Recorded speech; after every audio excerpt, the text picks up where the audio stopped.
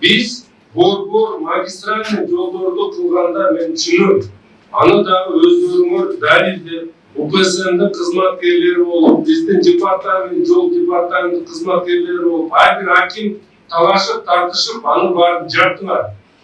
Бирок ал ишти уланта бербейт да, башка жолдорго да.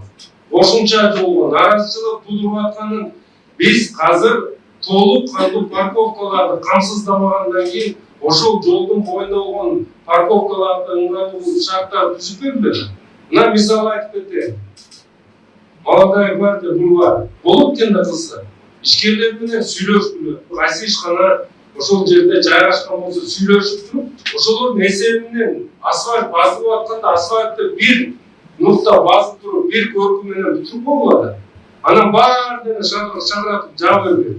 Мен түшүнөм. Жол эрежеси бар. Жол эрежеси менен силер ошонун баарын жаап аткандан кийин башка жерде альтернативдүү кармашкаларды ачып бергиле. Мен бул маселени кайра кайрылганда болбойм.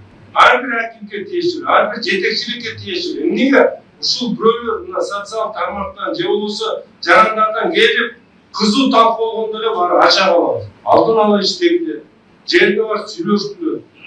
Ача турган жерлерин жанагында шарт түзүү максатында ачып берилди. Бирок ошол эле учурда мына муниципалдык инспекцияларда УПСМге мен айтайын көзөмөлдү күчөткүлө.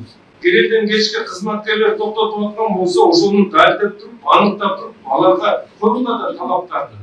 Мен дагы бир жолу кайталап кетем. Оңой жолун издеп туруп, жаап коюш бул деген эң оңой. Бирок ошону ретке келтире турган аракеттериңерди силер да милдеттенмени алып туруп кылгыла.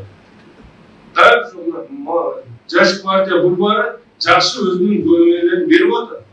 Элдин баары айтып атат. Мына биздин кос субъекттер дагы өздөрүн жок деген жок да. Акча каражатын чыгарып атышат. Асфальт менен ошо бир тегиз көпкү дагы чыгып атат.